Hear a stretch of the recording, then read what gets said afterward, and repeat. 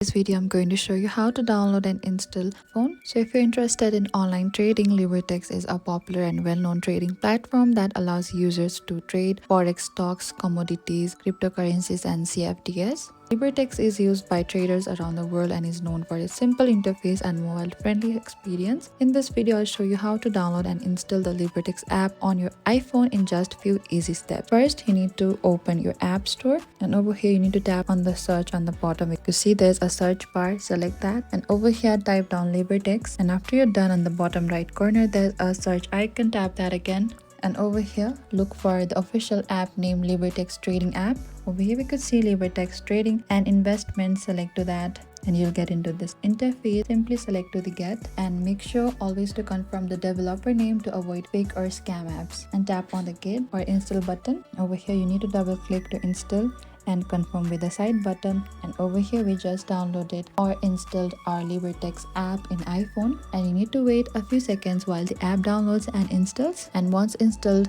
you can select open, and over here you can either sign up if you do not have any account in Libertex or log in if you do have an account.